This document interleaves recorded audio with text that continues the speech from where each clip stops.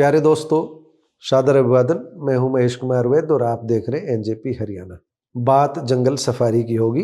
कल 12 फरवरी को जिस समय सुप्रीम कोर्ट इस मामले में दायर पर्यावरणविदों की याचिका पर सुनवाई कर रहा था, ठीक उसी समय के आसपास यानी उसी समय वन एवं पर्यावरण मंत्री राव नरवीर सिंह एनजेपी हरियाणा के स्टूडियो में मौजूद थे। सुप्रीम कोर्ट ने 12 फरवरी को जो फैसला दिया है उसकी डिटेल अभी हमारे पास नहीं आई है, लेकिन अरावली की चिंता करते हुए जंगल सफारी को लेकर याचिका दायर करने वाले प्रमुख लोगों में से एक डॉक्टर आर.पी. बालवान से एनजेपी की विस्तार से बात हुई है। अरावली के संरक्षण के लिए आईएफएस की सेवा से स्वैच्छिक सेवानिवृत्ति ले चुके आर.पी. बालवान अब संन्यास लेकर स्वामी ज्ञानानंद बन चुके हैं, लेकिन अरावली की उनकी चिंता आज भी बरकरार है। कल भी बरकरार थी, आज भी बरकरार है। स्वैच्छिक सेवानिवृत्ति से पूर्व वे गुरुग्राम में ही वन संरक्षक के पद पर तैनात थे। उनके जितना अनुभव हर किसी के पास नहीं होता। अब सुप्रीम कोर्ट की 12 फरवरी को हुई सुनवाई में यह तो स्पष्ट हो गया है कि जंगल सफारी पर सुप्रीम कोर्ट सख्त है।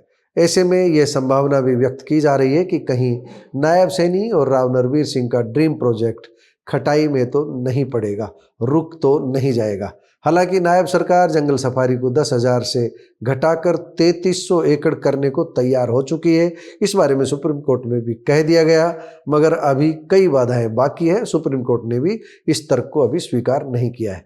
दोस्तों, मीडिया रिपोर्ट्स व आर.पी. बालवान से बातचीत के अनुसार सुप्रीम कोर्ट ने बृहस्पतिवार को स्पष्ट तौर पर कह दिया है कि किसी को भी अरावली की पहाड़ियों को छूने की इजाजत नहीं दी जाएगी, छूने की अनुमति नहीं दी जाएगी। यानी सुप्रीम कोर्ट के तेवर सख्त हैं। पहले विशेषज्ञों द्वारा अरावली की परिभाषा स्पष्ट की जाएगी और उसके बाद ही मामले में सुप्रीम कोर्ट आगे की सुनवाई करेगा। यह कल सुनवाई के दौरान स्पष्ट कर दिया गया। मतलब सीधे सीधे अब हम ये कह सकते हैं सुप्रीम कोर्ट अपने द्वारा लगाई गई रोक से जुड़े मामले की पहले सुनवाई करेगा, इसके बाद आगे कोई कदम बढ़ाएगा। सुप्रीम कोर्ट ने अरावली की उस सरकारी परिभाषा पर स्वतः संज्ञान लेकर रोक लगाई थी जिसमें मोटे तौर पर 100 मीटर से कम ऊंचाई की पहाड़ियों को अरावली में नहीं माना गया था। इस सरकारी परिभाषा को लेकर पूरे देश में सरकार के खिलाफ माहौल बना था, बवाल खड़ा हुआ था, पर्यावरण सड़कों पर आए थे। इस बीच सुप्रीम कोर्ट ने पर्यावरण की चिंता करते हुए स्वतः संज्ञान लेते हुए उस फैसले पर रोक लगाई थी। अब पहले उसी मामले की सुनवाई होगी और इसके बाद अरावली के गुरुग्राम व 9 जिलों में प्रस्तावित जंगल सफारी के बारे में, जू सफारी के बारे में फैसला लिया जाएगा।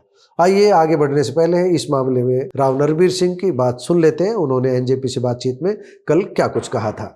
हम थोड़ा समापन की ओर बढ़ रहे हैं धीरे धीरे। आपका ड्रीम प्रोजेक्ट एक दूसरा अरावली प्रोजेक्ट है। उसको लेकर के आज के दिन क्या स्थिति है? सुप्रीम कोर्ट की रोक लगी हुई है। पर्यावरणविद चिंता व्यक्त कर रहे हैं, आपके खिलाफ भी ज्ञापन दे रहे हैं, भूपेंद्र यादव के खिलाफ भी ज्ञापन देते हैं। सही तस्वीर क्या है? सही तस्वीर ये है कि इसमें कुछ आरटीआई एक्टिविस्ट या मैं एनवायरमेंट प्रेमी कहूँ या कोई जो वैसे होते हैं, उनको जो शौक होता है वे चले गए कोर्ट में। कोर्ट में एक सीईसी होती है, सेंट्रल एम्पावर्ड कमेटी, उसमें वो केस भेज दिया हमारा। उसकी सुनवाई भी हो रही है, चल रही है उसकी। तो उनमें जो वो फैक्ट देंगे सुप्रीम कोर्ट में, जो देंगे अपने कागज की भाई ये ठीक है, वाइबल है कि नहीं है, सही है कि नहीं, उसके आधार पर सुप्रीम कोर्ट फैसला करेगा। और मुझे लगता है कि फरवरी के आखिर तक या 10-15 मार्च तक सुप्रीम कोर्ट अपना फैसला दे देगा। मुझे यकीन है कि सुप्रीम कोर्ट हमारे हक में देगा और एक गुड़गांव में एक अच्छी चीज आएगी और इससे पर्यावरण को कोई नुकसान नहीं होगा। पर्यावरण प्रेमियों को चिंतित होने की जरूरत है, लेकिन जो होंगे वो मेरे कहने से भी नहीं मानेंगे। लेकिन ये सीईसी और अब सुप्रीम कोर्ट देखेगा कि हम ठीक कर रहे हैं ना कर रहे हैं, हम गलत कर रहे हैं तो रोक देगा। दोस्तों, अब सुप्रीम कोर्ट से आई खबर की बात करते हैं। सुप्रीम कोर्ट से हरियाणा सरकार ने जंगल सफारी पर विस्तृत प्रोजेक्ट रिपोर्ट प्रस्तुत करने की अनुमति मांगी थी। सरकार चाहती थी कि उनकी डीपीआर स्वीकार कर ली जाए। सर्वोच्च अदालत ने यह अनुमति देने से इनकार कर दिया है। सीजेआई यानी chief justice of India Suryakant, justice Joymalya Bagchi और जस्टिस विपुल एम पंचोली की 3 सदस्यीय पीठ ने कहा कि अरावली पहाड़ियों से संबंधित मुख्य मामले पर विचार करते समय ही जू सफारी यानी जंगल सफारी के मुद्दे पर भी संज्ञान लिया जाएगा। इससे पहले संज्ञान नहीं लिया जाएगा। अभी विस्तृत फैसला आएगा, उसमें सारी चीजें स्पष्ट भी हो जाएगी। हरियाणा का पक्ष रखने के लिए पेश हुए अधिवक्ता ने यह तर्क दिया कि सरकार ने सफारी परियोजना की विस्तृत परियोजना रिपोर्ट यानी डीपीआर को 10,000 एकड़ से संशोधित करके 3300 एकड़ के लगभग कर दिया है और सरकार केवल इतना चाहती है कि उन्हें डीपीआर को केंद्रीय अधिकार प्राप्त समिति यानी सीईसी के समक्ष पेश करने के लिए अनुमति दे दी जाए। CEC यानी सेंट्रल एम्पावर्ड कमेटी। लेकिन पीठ ने स्पष्ट कर दिया कि हम मामले के विशेषज्ञ नहीं है, अरावली की परिभाषा विशेषज्ञ करेंगे, लेकिन अरावली पहाड़ियों की परिभाषा अंतिम रूप से जब तक स्पष्ट नहीं हो जाएगी हम किसी को अरावली को छूने भी नहीं देंगे। प्रधान न्यायाधीश सूर्यकांत ने कहा कि अरावली केवल हरियाणा या राजस्थान की नहीं है, यानी कि राज्यों के बंधन में नहीं है, बल्कि ये एक ऐसी पर्वत श्रृंखला है जो कई राज्यों से होकर गुजरती है, गुजरात से लेकर दिल्ली तक। CJI ने हरियाणा सरकार के वकील से कहा कि हम जंगल सफारी के मुद्दे पर, जू सफारी के मुद्दे पर मुख्य मामले के साथ ही विचार करेंगे। इस पर हरियाणा सरकार के वकील ने अनुरोध किया, तर्क दिया कि मुख्य मामला बिल्कुल अलग है और जंगल सफारी का मुद्दा बिल्कुल अलग है। पीठ ने इस पर टिप्पणी करते हुए कहा कि कभी कभी CEC अनुमति देने में बहुत चुनिंदा रवैया अपनाता है, यानी कि सेंट्रल एम्पावर्ड कमेटी को लेकर के सवाल खड़ा कर दिया। और पीठ ने कहा कि अगर हम इसकी अनुमति देते हैं तो ये बहुत ही आकर्षक तस्वीर पेश करेंगे कि पेड़, वन्यजीव और यह जंगल है, यानी कि एक तरह से व्यंग किया गया। अब ये लिखित में आएगा नहीं ये पता नहीं, मौखिक टिप्पणी की गई पता नहीं। CJI सूर्यकांत ने कहा कि विशेषज्ञ समिति की राय आने के बाद हम सफारी परियोजना पर विचार करेंगे। शीर्ष अदालत ने पिछले साल अक्टूबर में प्रस्तावित अरावली जंगल सफारी परियोजना पर रोक लगा दी थी, जिसे हरियाणा सरकार द्वारा दुनिया का सबसे बड़ा जू सफारी बताया जा रहा था। इसी पर रोक लगाई गई थी।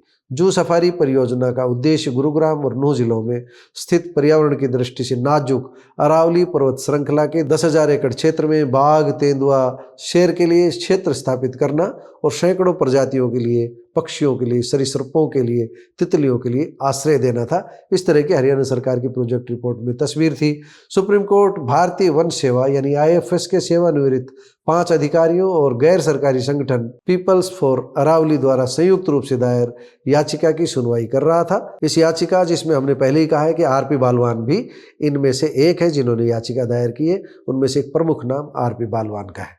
पर्यावरणविदों का आरोप है कि अरावली पर्वत श्रृंखला के लिए ये प्रोजेक्ट यानी जंगल सफारी विनाशकारी साबित होगी। हम बता दें कि शीर्ष अदालत ने 29 दिसंबर को अरावली की नई परिभाषा पर हुए विवाद के बाद अपने 20 नवंबर के निर्देशों को स्थगित कर दिया था, यानी अपने ही निर्देशों पर रोक लगा दी थी। सर्वोच्च न्यायालय ने कहा था कि महत्वपूर्ण अस्पष्टताओं को दूर करने की आवश्यकता है, जिसमें यह भी शामिल है कि क्या 100 मीटर की ऊंचाई और पहाड़ियों के बीच 500 मीटर की दूरी का मानदंड इस पर्वत श्रृंखला के एक महत्वपूर्ण हिस्से को पर्यावरण संरक्षण से वंचित तो नहीं कर देगा। ये सुप्रीम कोर्ट की आशंका थी, इसी आशंका को देखते हुए रोक लगाई गई। अब सबसे बड़ी बात यह है कि कहीं सुप्रीम कोर्ट में अगर ये मामला लंबा अटक गया तो राव नरबीर सिंह, नायब सिंह सैनी के साथ साथ पूर्व मुख्यमंत्री मनोहर लाल और केंद्रीय वन एवं पर्यावरण मंत्री भूपेंद्र यादव को भी इससे झटका लग सकता है, क्योंकि इस जंगल सफारी में दोनों केंद्रीय मंत्रियों के साथ साथ मुख्यमंत्री नायब सिंह सैनी और राव नरबीर सिंह काफी रुचि ले रहे हैं और इस परियोजना को पूरी करने के लिए विस्तृत अध्ययन के लिए अलग अलग जगहों पर गए भी हैं। उनमें एक अंबानी का वन तारा भी शामिल था, जहां पर नायब सैनी, मनोहर लाल और राव नरबीर सिंह सहित दूसरे नेता अध्ययन के लिए गए थे। देखना है अब यह परियोजना कब जमीन पर उतरेगी। सबकी निगाहें सुप्रीम कोर्ट पर टिकी हुई है। कब फैसला आएगा, कितने दिन में आएगा, इसके लिए हमें इंतजार करना होगा। दोस्तों, आप अरावली में विकसित होने वाली जंगल सफारी को लेकर क्या सोचते हैं, कमेंट बॉक्स में जाकर बताइएगा जरूर। नमस्कार, धन्यवाद।